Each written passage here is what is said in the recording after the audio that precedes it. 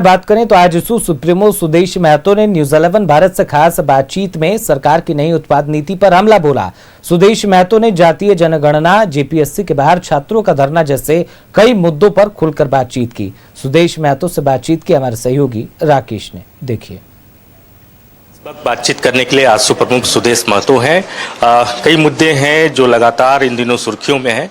हम चाहेंगे कि बारी बारी से उन मुद्दों पर सुदेश महतो क्या सोचते हैं, उनकी क्या प्रतिक्रिया है, वो जानने की कोशिश है। सुदेश दा, सांगठनिक तौर पर पार्टी को आप लगातार मजबूत करने की कोशिश कर रहे हैं, डैमेज कंट्रोल कर आप आगे बढ़ रहे हैं। किस तरीके से चीजें को आप आगे लेकर चल रहे हैं इन दिनों?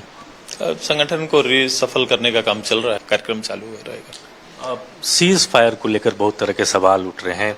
विपक्ष लगातार सवाल उठा रहा है कि ऐसे वक्त में जब बहुत सारी चीजें आगे बढ़ रही थी तो केंद्र सरकार ने सीज फायर का फैसला लेना वो शायद सही नहीं लगा विपक्ष को। आपका नजरिया क्या है इसको लेकर? इसको सर्वदलीय बैठक बुला के, जिस तरह से देश सर्वदलीय बैठक बुला के एकजुट होकर लड़ता है, एकजुट होकर सामना करता है कि निर्णय एक होता है। हमारा पूरा देश, सभी पार्टियां भारत के साथ, और भारत की ताकत सबसे बेहतर रही है जो औरों से अलग करता है वो है कि जब कठिन समय आता है तो देश एक साथ, अलग अलग संविधान में काम करने वाले, अलग विचारों के साथ राजनीति करने वाले लोग एक साथ एक प्लेटफॉर्म में आते हैं। आग्रह रहेगा।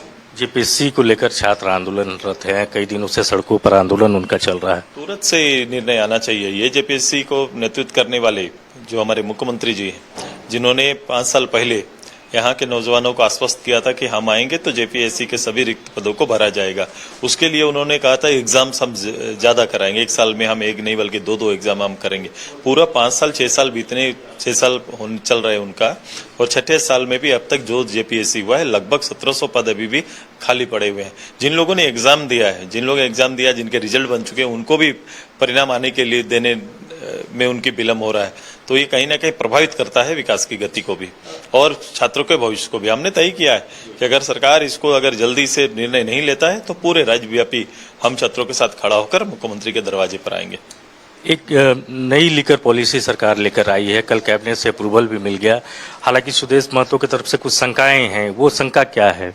देखो, सरकार सुझाव मांगती है। ऐसे लाने से पहले मुझे अच्छा लगा कि सरकार सुझाव मांग रही है कि राज्य का राजस्व के लिए हम इस विभाग को हम लोग बेहतर चलाएं। तो जो सुझाव था, किसका सुझाव वो माने, राज्य सरकार के निर्णय में किसका दिया सुझाव माना गया सकते हैं। ऐसा पहले पुराना हमारा इतिहास ही साफ नहीं, इसलिए प्रश्न हर जगह पर खड़े होंगे।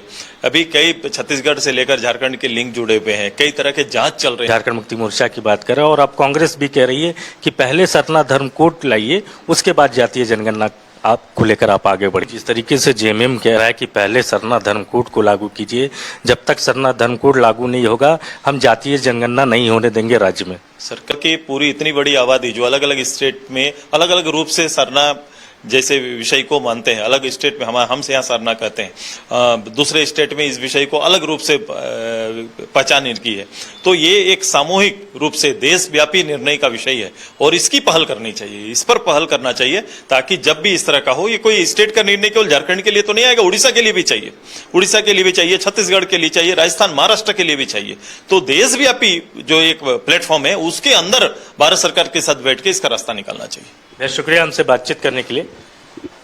कैमरामैन संजय लाल पासवान के साथ राकेश कुमार, न्यूज 11 रांची।